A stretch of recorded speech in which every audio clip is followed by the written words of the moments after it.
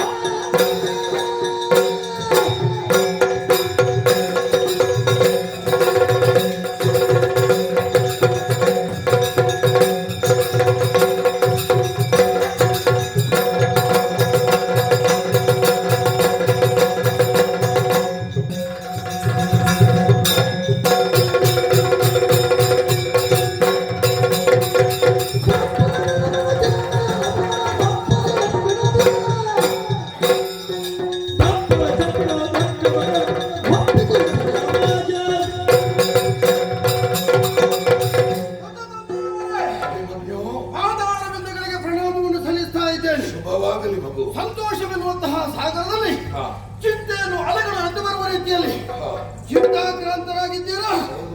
ಮನದ ಚಿಂತೆ ಏನೆಂಬುದನ್ನು ಅರ್ಥ ಮಾಡಿಕೊಂಡೆ ತಮ್ಮ ಸಮ್ಮುಖಕ್ಕೆ ಬಂದಿದ್ದೇನೆ.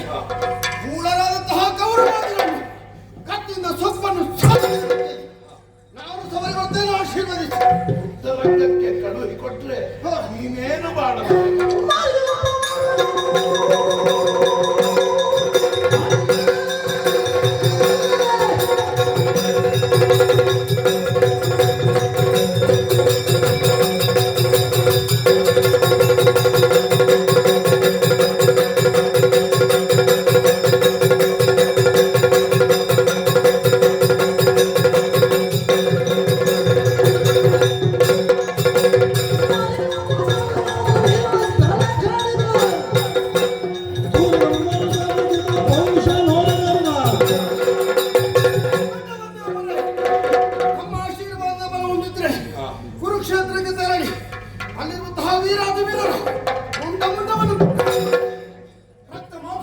ಕಾಯುತ್ತಿರುವ ಭೂತ ಗಣಗಳಿಗೆ ಔತಣೆ ಶಕ್ತಿ ಮಗನಕ್ಕೆ ಕಾಲಾಗ್ನಿಯ ಹೋಗಬೇಕು ನಡಿಬನ ಜಗ ಜಗಿರುವ ಬೆಳೆಯೋ ನನಗಾರಬಹುದು ಮಗನೇ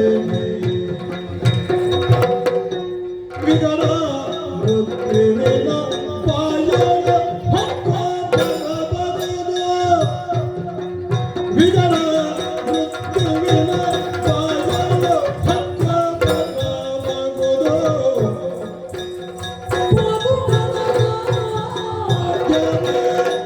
ಚಕ್ರ ಜೂದವನು ಎಂದು ಮಗನೇ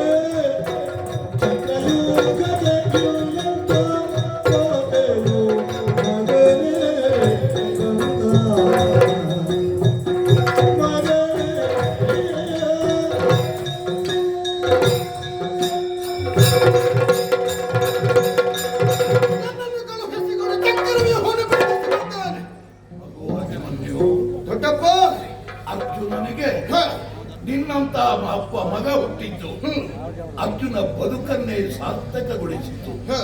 ವಿರೋಚಿತವಾದ ಮಾತುಗಳನ್ನಾಡುತ್ತಾ ಇದ್ದೀವಿ. ಅಲ್ಲಿ ಬಲಿದಿರುವುದು ಚಕ್ರವ್ಯೂಹ ಮಗು ಗೊತ್ತಿದೆ. ಸಾಮಾನ್ಯರಿಗೆ ಅದನ್ನ ಭೇದಿಸುವುದಕ್ಕೆ ಅಸಾಧ್ಯವಾದ ಮಾತು. ಈ ಚಕ್ರವ್ಯೂಹನ್ನ ಭೇದಿಸುವುದಕ್ಕೆ ಮುಂದಾದರೆ ಹೇಗಾದೀತು ಶ್ರೇಯಸ್ಸಂತೂ ನಮ್ಮ ಪಾಲಿಗೆ ಸಿಗಲಿಕ್ಕಿಲ್ಲ. ಮೃತ್ಯುವಿನ ಬಾಯಿಯನ್ನ ಹೊಕ್ಕು ಜೀವಂತವಾಗಿ ಹೊರಬರಬಹುದು. ಕಾಲಾಗ್ನಿಗೆ ಬಿದ್ದು ಬದುಕಿ ಎದ್ದು ಬರಬಹುದು. ವಿಷಪೂರಿತವಾದಂತಹ ಘಟಸರ್ಪದ ಹೆಡೆಯಲ್ಲಿ ಕುಣಿದಾಡಬಹುದು. ಆದರೆ ಇವರು ಬಲಿದ ಚಕ್ರ ವ್ಯೂಹವನ್ನ ಭೇದಿಸ್ತೇನೆ ಅಂತ ಹೇಳ್ತೀಯಲ್ಲ, ಹೇಗೆ?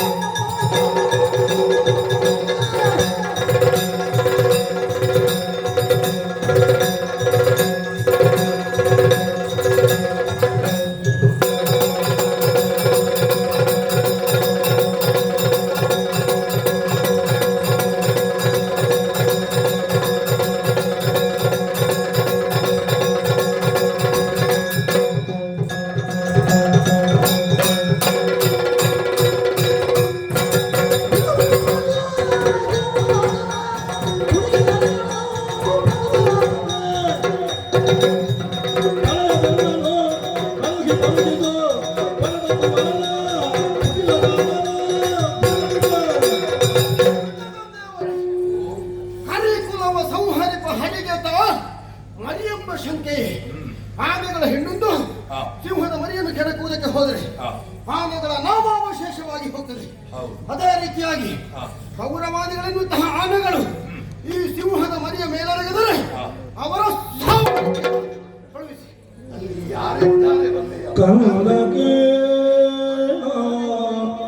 ಅಶ್ವತ್ಥಾಮ ಗುರು ಕೃಪಾದಿ ಕನಕೆ ಅಶ್ವತ್ಥಾಮ ಗುರು ಕೃಪಾದಿತ್ಯದುತ ಒಂದಾಗಿಬ್ಬರು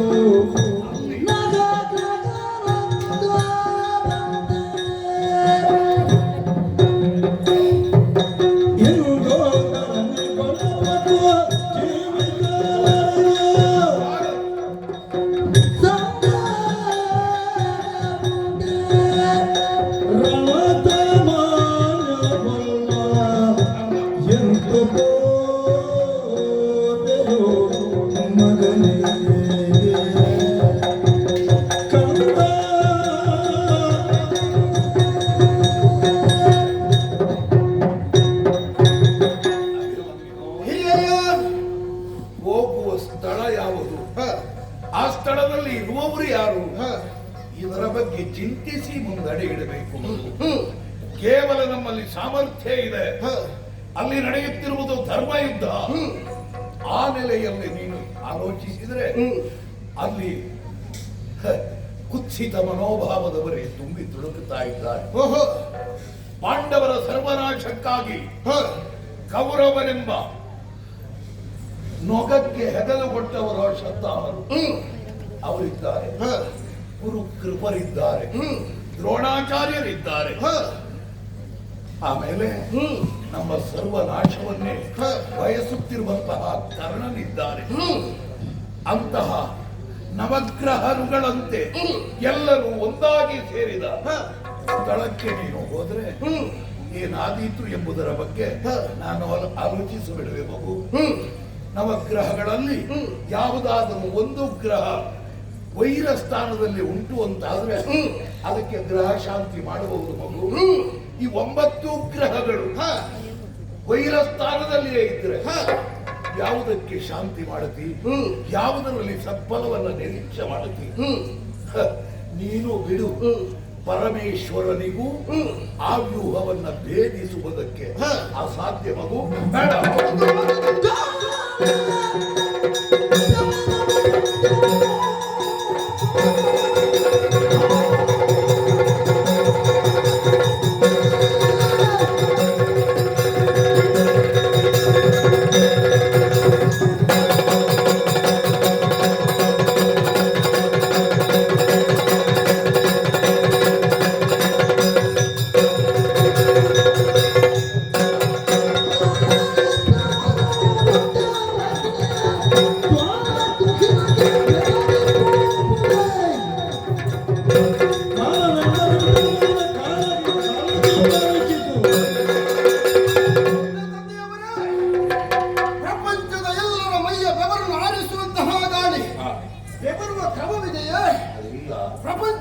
ಬೆಳಕನ್ನು ಕೊಡುವಂತಹ ಭಗವಾನ್ ಭಾಸ್ಕರನ ಕಿರಣಗಳೊಡನೆ ಚಳಿ ಹೋರಾಡಿದ್ದೆ ಗೆಲ್ಲಲಾಗದು. ಕೌರವಾದಿಗಳನ್ನುವರು ಈ ಅಭಿಮನ್ಯುವಿನ ಪಾಲಿಗೆ ತೃಣ ಸಮಾನ ಅವನಿಗೆ ಅಂಕುಶಪ್ರಾಯನಾಗಿ ನಾನಿದ್ದಾನೆ.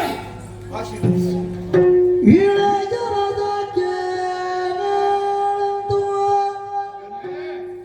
ಕುಮಾರನ ಛಲದ ನುಡಿಗುರ ಹಿಗ್ಗುತ್ತದೆ. ಕುಮಾರನ ಛಲದ ನುಡಿಗುರ ಹಿಗ್ಗುತ್ತದೆ. ಬೆಂಬಲಕ್ಕೆ ಮೋಹರ ತೆಗೆದ ಬಗೆದಂದಾಗ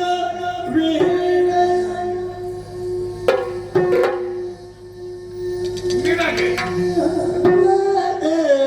ಬೆಂಬಲಕ್ಕೆ ಮೋಹರ ತೆಗೆದ ಬಗೆದಂದಾಗ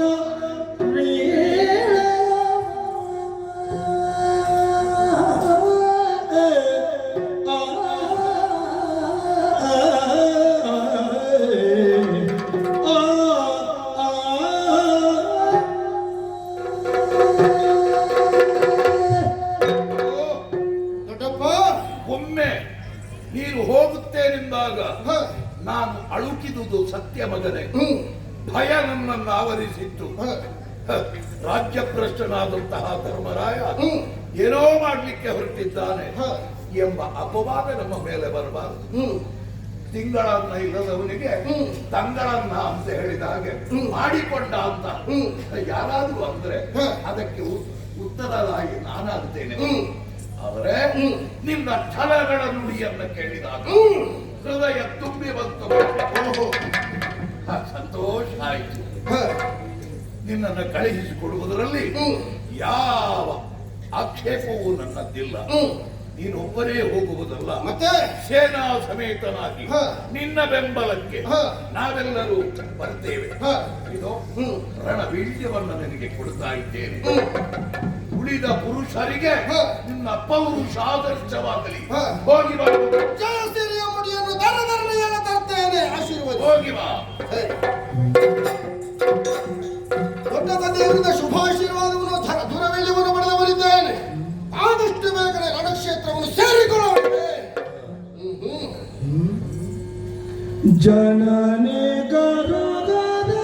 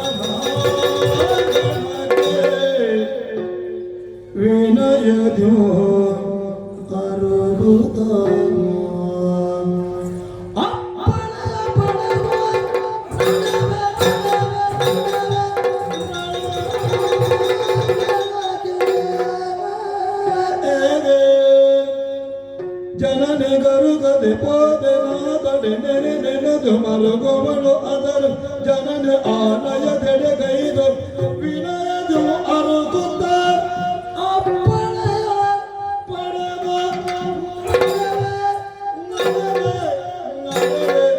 ರಣ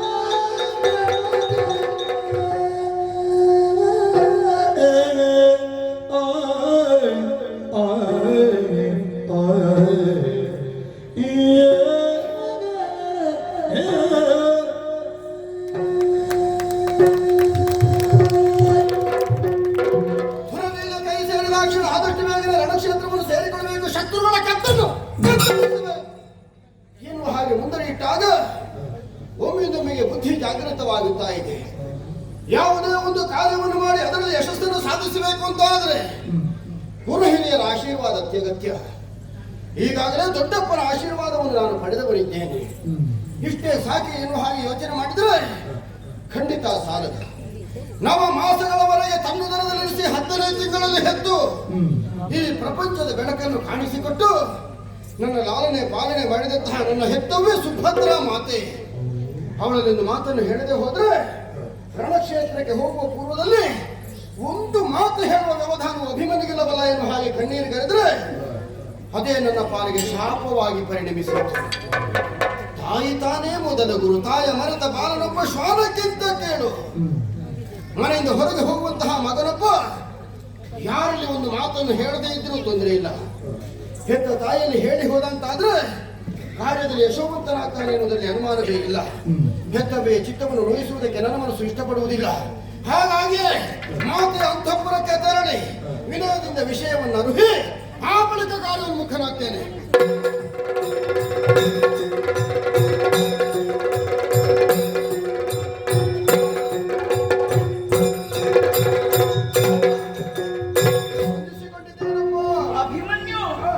ಎತ್ತ ಗಮನ ಬಾಲ ತುಜೇಗ ಎತ್ತ ಗಮನ ಬಾಲ ತುಜೇಗ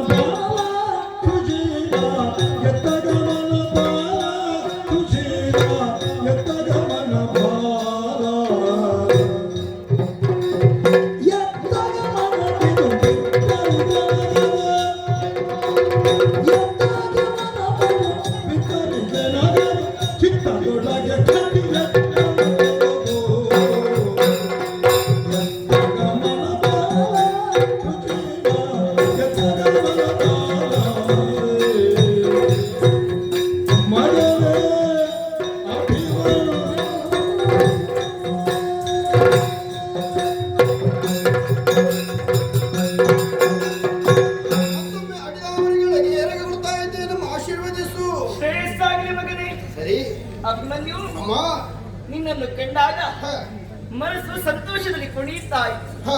ಯಾಕೆ ಬಲ್ಲೆಯ? ಯಾಕೆ? ಒಂದೆಡೆಯಲ್ಲಿ ನನಗೆ ಭಯವೇ ಆವರಿಸಿಕೊಂಡಿದೆ.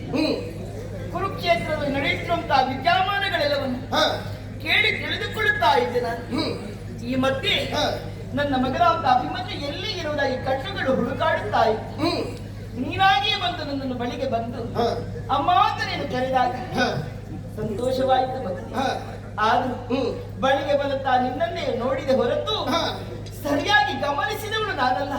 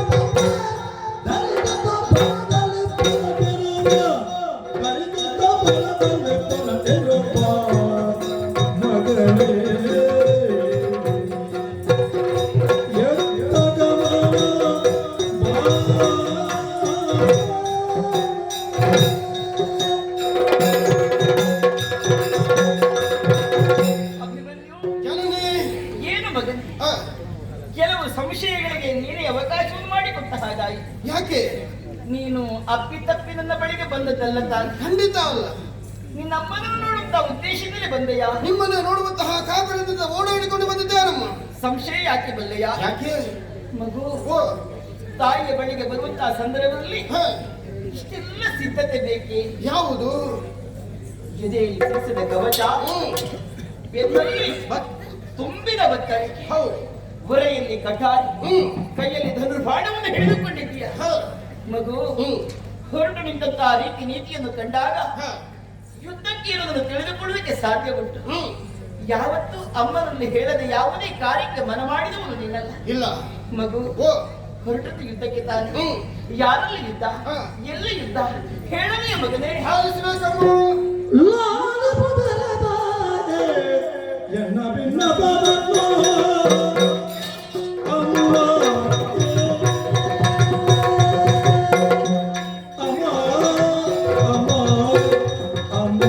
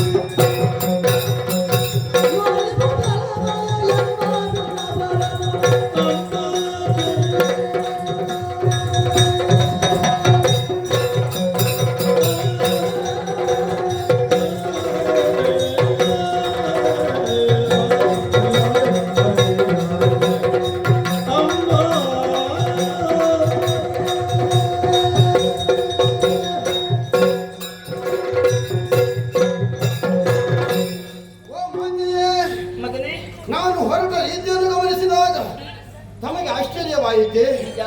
ಯಾರೇ ಆಗಲಿ ಆಶ್ಚರ್ಯ ಪಡುವ ರೀತಿಯಲ್ಲಿ ನನ್ನ ಸಿದ್ಧತೆಯಾಗಿದೆಯಮ್ಮ. ಹೌದು ಮಗನೇ. ಅಮ್ಮ, ದಯಾಮಯನಾದಂತಹ ಶ್ರೀಕೃಷ್ಣ ಪರಮಾತ್ಮನ ತಂಗಿ ನೀನು. ನಿಜ.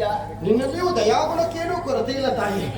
ನನ್ನ ಮಾತುಗಳನ್ನು ಪ್ರೀತಿಯಿಂದ ಆಲಿಸಬೇಕು, ದಯೆಯಿಂದ ಪಾಲಿಸಬೇಕೆನ್ನುವ ಹಾಗೆ ವಿನೀತನಾಗಿ ಬೇಡಿಕೊಳ್ತಾ ಇದ್ದೇನೆ. ಹೇಳು ಮಗನೇ. ಸಿಂಧೂರ ನಗರದ ಸಿಂಹಾಸನಕ್ಕಾಗಿ ನಮಗೂ ಕೌರವರಿಗೂ ಯುದ್ಧಾರಂಭವಾಗಿ 10-12 ದಿವಸಗಳು ಕಳೆದು ಹೋಯಿತು. ಹೌದು. ಕುರುಕುಲ ಪಿತಾಮಹರಾದಂತಹ ಆಚಾರ್ಯ ಭೀಷ್ಮರು 10 ದಿವಸಗಳ ಯುದ್ಧವನ್ನು ಮಾಡಿದರು. ಕೊನೆಗೆ ಶಿಖಂಡಿಯ ನೆಪದಲ್ಲಿ ಶರದಲ್ಪದಲ್ಲಿ ಪವಡಿಸಿದ ಬಳಿಕ ಮುಂದೇನು ಮಾಡಲಿ ಎನ್ನುವ ಹಾಗೆ ಯೋಚಿಸಿದಂತಹ ಕೌರವೇಶ್ವರ ಉಭಯ ಕುಲ ಪಿಲೋಜರಾದಂತಹ ಆಚಾರ್ಯ ದ್ರೋಣರಿಗೆ ಸೇನಾಧಿಪತ್ಯವನ್ನು ಕಟ್ಟಿದ. ಅವರ ಸೇನಾಧಿಪತಿತ್ವದಲ್ಲಿ 2 ದಿವಸಗಳ ಯುದ್ಧವು ಕಳೆದು ಹೋಯಿತು. ಸಮರದಲ್ಲಿ ಕೈ ಸೋತಂತಹ ಹಿಂದಿನ ದಿನ ಹೇಗಾದರೂ ಮಾಡಿ ವಿರೋಧಿಗಳನ್ನು ಜಯಿಸಬೇಕು ಎನ್ನುವಂತಹ ಉದ್ದೇಶದಿಂದ ಆಚಾರ್ಯ ದ್ರೋಣರು ಏನು ಮಾಡಿದ್ದಾರೆ ಗೊತ್ತೇ? ಚಕ್ರಯೋಗ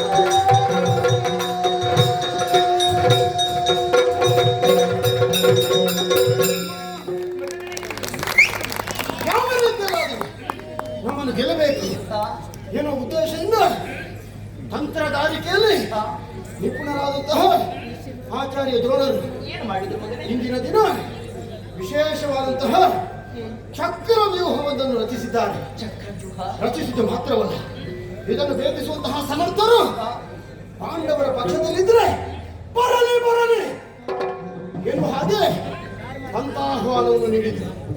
ದೊಡ್ಡ ತಂದೆಯವರು ಕಣ್ಣೀರು ಸುರಿಸ್ತಾ ಇದ್ರು. ಅವರ ಸಮ್ಮುಖಕ್ಕೆ ಹೋದೆ, ಧೈರ್ಯೋಕ್ತಿಗಳನ್ನು ಹೇಳಿದೆ, ದುರವಿಲ್ಯವನ್ನು ಪಡೆದೆ. ಅಲ್ಲಿಂದಲೇ ಹೋಗಬಹುದಿತ್ತು, ಆದರೆ ನೀನು ಆವಾಗ ಅವಾಗ ಎಚ್ಚರಿಕೆ ನೀಡ್ತಾ ಇದ್ದವು.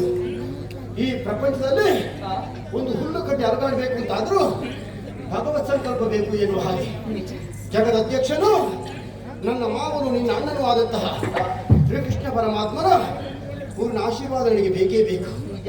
ದೇವರ ಆಶೀರ್ವಾದವನ್ನು ಬೇಡಿ ಕೊಡುವ ಜೊತೆಯಲ್ಲಿ ಮಾತೆಯಾದಂತಹ ನೀನು ನನ್ನನ್ನು ಹರಸಿ ರಣಕ್ಷೇತ್ರಕ್ಕೆ ಕಳುಹಿಸಿಕೊಡಲಾರೆಯ ತಾಯಿ.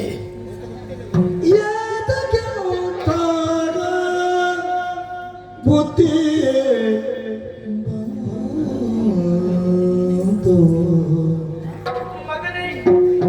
ಕಂದ ಕಂದ ಮಗನೇ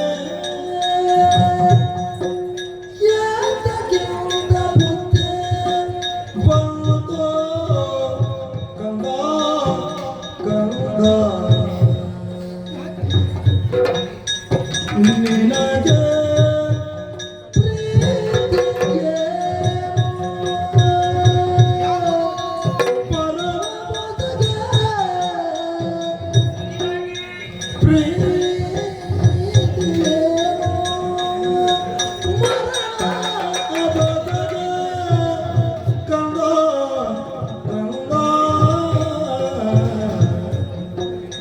ಏತಕ್ಕಿಂತ ಬುದ್ಧಿ ಗಂಗಾ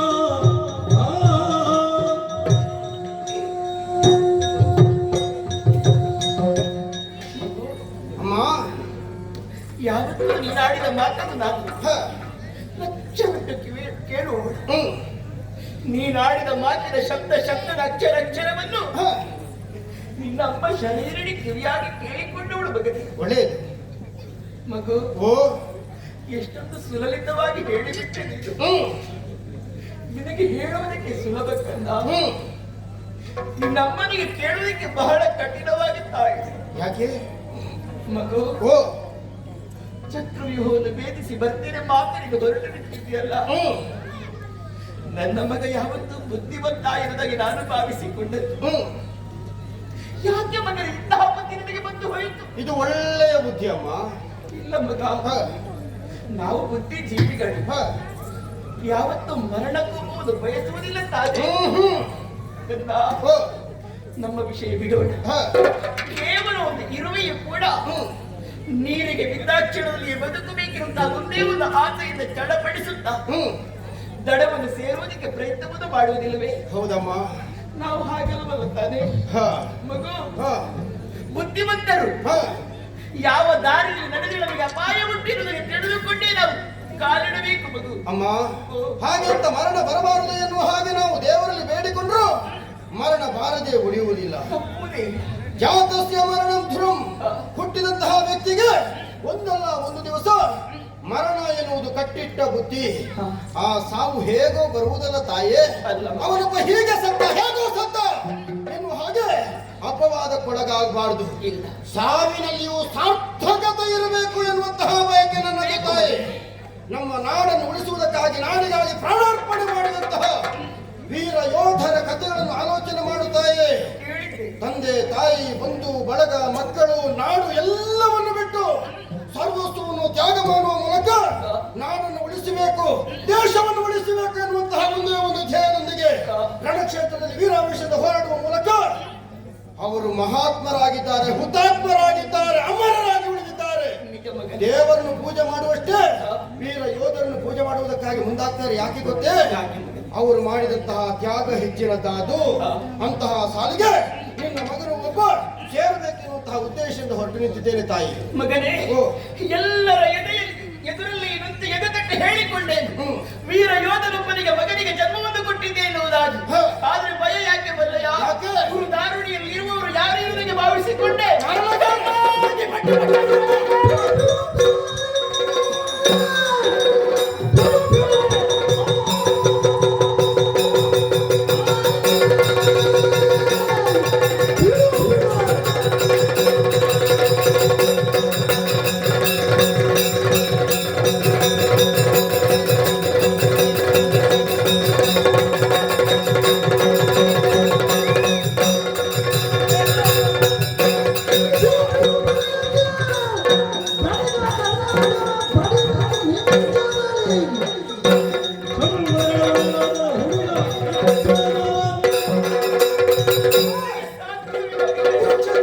ಒಬ್ಬೊಬ್ಬರ ಸಾಮರ್ಥ್ಯದ ಬಗ್ಗೆ ತೋರಿಸ್ತಾ ಇದ್ಯಾ?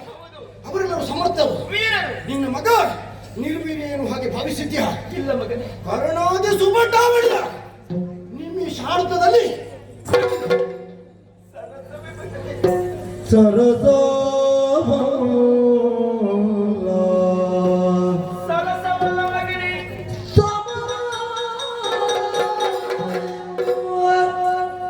ಕಂದ ಕಂದ ಸರಸವಲ್ಲ ಸಮರ ಎಂದೋ ಕಂದ ಕಂದ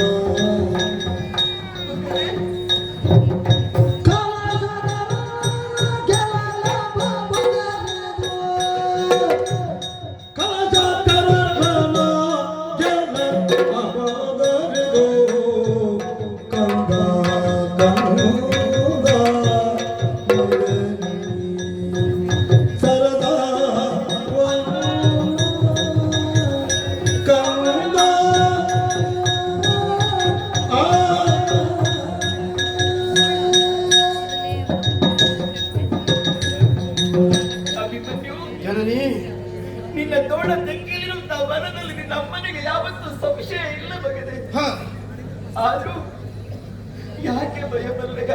ಯಾಕೆ? ಇನ್ನೂ ನೀನು ಸಣ್ಣವ. ಹ್ಮ್ ಆಟದ ಬಯಲಿರುವುದಕ್ಕೆ ಭಾವಿಸಿಕೊಂಡೆಯ ನೀನು. ರಣಕ್ಷೇತ್ರ ಅಂತ ಹೇಳಿದ್ರೆ ನನ್ನಂತಹ ಹೊಂತಕಾರಿ ಯುವಕರಿಗೆ ಆಟದ ಬಯಲು ಪ್ರದೇಶ ಇದ್ದ ಹಾಗೆ. ಸರಸ ಇರುವುದಕ್ಕೆ ಭಾವಿಸಿಕೊಂಡೆಯ? ವಿರೋಧಿಗಳ ಜೊತೆ ಸರಸದ ಆಟವನ್ನು ಆಡ್ತೇನೆ. ಮಗನೇ, ಓ ನೀನೇನು ಹೊರಟಿದ್ದೀವಿ. ಹ್ಮ್ ಧೈರ್ಯದಿಂದ ಹೊರಟಂತ ನಿನ್ನನ್ನು ಕಾಣುವಾಗ ಹ ಮಾತು ಹೊರ ಬರುವುದಿಲ್ಲ ಮಗನೇ. ಹ್ಮ್ ನಾಲಿಗೆ ತಡಬರುತ್ತಾ ಇದೆ, ಕೈಗಳು ಕಂಪಿಸ್ತಾ ಇದೆ. ಯಾಕಮ್ಮ? ಓ ಇದಕ್ಕಿಂತ ಮೊದಲಾಗಿ ನಾನು ಯುದ್ಧಕ್ಕೆ ಹೊರಡುತ್ತೀರಂತ ಹೇಳುವಾಗ ಹ ನಾನಾಗೆ ನಿನ್ನನ್ನು ಕಳುಹಿಸಿಕೊಟ್ಟದ್ದಿಲ್ಲ. ಆಶೀರ್ವದಿಸಿ ಕಳುಹಿಸಿಕೊಟ್ಟಿದ್ದಿ ತಾಯಿ ನೀನು. ಓ ಯಾವ ಹೆಣ್ಣು ಕೂಡ ಮದುವೆಯಾಗಿ ಹ ಗಂಡನ ಮನೆಯನ್ನು ಸೇರಿದ ಬಳಿಕ ಹ್ಮ್ ಅತ್ತೆಯ ಬಾಯಿಂದ ಮಗಳೇರು ನನಗೆ ಕರೆಸಿಕೊಳ್ಳಬೇಕಂತಾದ್ರೆ ಹ ಎಷ್ಟೋ ಕಷ್ಟವನ್ನು ಪಡಬೇಕು. ಸೊಸೆಯ ಗುಣನಡತೆಯು ಹಾಗೆ ಇರಬೇಕು ತಾಯಿ. ಮಗು ಓ ಯಾವ ಕಷ್ಟವನ್ನು ಅನುಭವಿಸದೆ ಹ್ಮ್ ನಿನ್ನಿಂದಾಗಿ ಹ್ಮ್ ಆ ಭಾಗ್ಯವನ್ನು ಪಡೆದುಕೊಂಡವಳು ನಾನು. ಯಾವ ಸಂದರ್ಭ? ಅಂದೊಂದು ಸಮಯದಲ್ಲಿ ಅಜ್ಜಯ್ಯರಾದ ಭೀಷ್ಮಾಚಾರ್ಯರ ಜೊತೆಯಲ್ಲಿ ಹ. ಕಾಡಿಯಾಗಿ ಹೋರಾಟವನ್ನು ಮಾಡಿದ್ದ ನಿನಗೆ ನಿನ್ನ ಅಜ್ಜನೇ ಹ ಭಾರತ ರತ್ನ ಇರುವುದಾಗಿ ಪ್ರಶಸ್ತಿಯನ್ನು ಕೊಟ್ಟಿರುತ್ತಾರೆ. ಪಾಪ ಬಲರೇ ಭಾರತ ರತ್ನ ನೀನು ಎನ್ನುವ ಹಾಗೆ ಪ್ರಶಸ್ತಿಯನ್ನು ಕೊಟ್ಟಿದ್ದಾರೆ. ಹೌದು, ಆದ್ರೆ ಪ್ರಶಸ್ತಿಯ ಮಾನ ಮರ್ಯಾದೆ ಗೌರವವನ್ನು ಉಳಿಸಬೇಕ ಬೇಡುವ? ಅದೇ ಸಂದರ್ಭದಲ್ಲಿ ನಿನ್ನ ಅಜ್ಜಿ ಕುಂತಿದೇವಿ ಹ್ಮ್ ಓಡೋಡಿಕೊಂಡು ಬಂದು ಮಗಳೇ ಸುಭದ್ರಾರಿಕ ಗರ್ಭ ಪಾವನವಾಯಿತು ಅಂತ ಹೇಳಿ ಹ. ಮಗು ಓ ಅದೇ ಗರ್ಭ ನಿನ್ನನ್ನು ಹೊತ್ತವಳು, ನಿನ್ನ ಹೆತ್ತವಳು, ನಿನ್ನನ್ನು ತಾಕಿದವಳು ನಾನು. ನಿನ್ನಮ್ಮನಿಗೆ ನೋವು ಮಾಡಿ ಖಂಡಿತ ಇಲ್ಲ ತಾಯೇ, ನೀನು ಸಂತೋಷಿತ ಆಶೀರ್ವದಿಸಿ ಕಳುಹಿಸಬೇಕು. ನೀನೊಬ್ಬನೇ ಬಗ್ಗೆ ನನಗೆ ಹೆಟ್ಟಿಗೆ ಹೆಟ್ಟಾಗಿ ಗಟ್ಟಿಗೆ ಕೆಟ್ಟಾಗಿ 10 ಮಕ್ಕಳಲ್ಲಿ ತೋರಿಸಬೇಕಾದಂತಹ ಪ್ರೀತಿ ಮಮತೆಯನ್ನು ಒಬ್ಬ ಮಗನಿಗೆ ಧಾರೆ ಎರೆದವಳು ತಾಯಿ ನೀನು. ಓ ಮೃತ್ಯು ದೇವತೆಯ ಕೋರೆ ದಾಡಿಯಲ್ಲಿ ಜೋಕಾಲಿಯನ್ನು ಕಟ್ಟಿ ಆಟವನ್ನು ಆಡಬಹುದು. ಹ ಗುರುಗಳಾದ ದ್ರೋಣಾಚಾರ್ಯರು ರಚಿಸಿದಂತಹ ಚಕ್ರವ್ಯೂಹವನ್ನು ಭೇದಿಸುವುದಕ್ಕೆ ಆ ಶಿವನಿಂದಲೂ ಸಾಧ್ಯವಿಲ್ಲ ಮಗನೇ. ಅಮ್ಮ, ಯಾಕೆ ನೀನು ಗೊಂದಲಕ್ಕೀಡಾಗ್ತಿ? ನನ್ನ ವಂಶ ಯಾವುದು ಎನ್ನುವುದನ್ನು ಸರಿಯಾಗಿ ಆಲೋಚನೆ ಮಾಡು. ಅಖಂಡವಾದಂತಹ ಭೂಮಂಡಲದಲ್ಲಿ ಪವಿತ್ರವಾದಂತಹ ಚಂದ್ರವಂಶದಲ್ಲಿ ಹುಟ್ಟಿದವ ನಾನು. ಒಂದು ವಂಶದಲ್ಲಿ ಹುಟ್ಟಿದರೆ ಸಾಲದು, ಆ ವಂಶದ ಕೀರ್ತಿ ಘನತೆಯನ್ನು ಉಳಿಸಿ ಬೆಳೆಸಬೇಕಾದ್ದು ವಂಶೋದ್ಭವನ ಕರ್ತವ್ಯವಾಗಿರ್ತದೆ. ನನ್ನಪ್ಪ 3 ಲೋಕದ ಗಂಡ ಎನ್ನುವಂತಹ ನಿಗಡತೆಗೆ ಪಾತ್ರರಾಗಿದ್ದಾರೆ. ಆದ್ರೆ ಕೀರ್ತಿ ಎನ್ನುವಂತಹ ಕಿರೀಟವನ್ನು ಧರಿಸಿಕೊಂಡಂತಹ ಆ ಕಿರೀಟಕ್ಕೆ ಮತ್ತೊಂದು ಗರಿಯನ್ನು ಪೋಣಿಸುವುದಕ್ಕಾಗಿ ಹೊರಟು ನಿಂತವ ನಾನು. ನೀನೆಷ್ಟೇ ಆಡಿಕೊಂಡರೂ ಕೂಡ ನಾನು ಹೋಗದೆ ಇರುವುದಿಲ್ಲ. ಅಚಲ ನಿರ್ಧಾರ. ಹೋಗಲೇಬೇಕಲ್ಲ ಮಗ.